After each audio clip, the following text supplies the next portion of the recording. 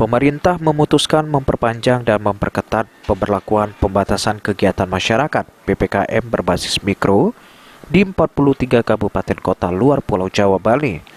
Terkhusus di Sumsel, ada 2 daerah yang diperketat, yakni Kota Palembang dan Lubuk Linggau. Berdasarkan instruksi Mendagri nomor 17 tentang perpanjangan pemberlakuan pembatasan kegiatan masyarakat PPKM berbasis mikro, pihak pemerintah akan mengoptimalkan posko penanganan COVID, baik dari tingkat desa kelurahan yang berlaku selama 2 minggu ke depan, yang dimulai pada Jumat 9 Juli 2021.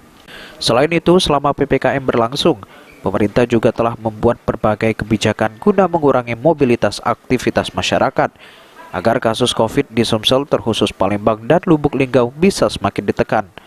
Bahkan, Gubernur Sumsel Herman Deru pun menegaskan, bagi masyarakat di luar daerah Sumsel yang hendak masuk ke Sumsel, khususnya lewat jalur udara atau penerbangan pesawat, wajib menunjukkan surat bahwa ia sudah divaksin minimal 1 kali, ditambah dengan menunjukkan hasil rapid antigen. Sedangkan untuk yang di jalur laut maupun darat, masyarakat masih tetap harus menunjukkan bukti tes rapid antigen saja ketika masuk ke wilayah Sumsel.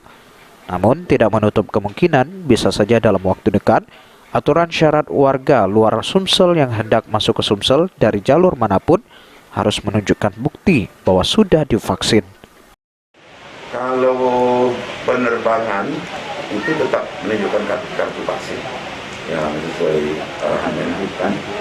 Tadi pagi Menhub pagi-pagi telepon saya mengenai pelaksanaan kegiatan-kegiatan masyarakat. Ini yang sedang akan dirapatkan oleh Pak Wali dan Presiden satu provinsi dan Dinkes Kota dan Dinkes Desa. Hari ini juga. Berarti baru lewat jalur udara Pak yang syarat vaksin Pak ya? Iya, baru itu arahan dari Menhub. Untuk tingkat bor sendiri Pak gimana Pak? Okta Alfarisi, PAL TV.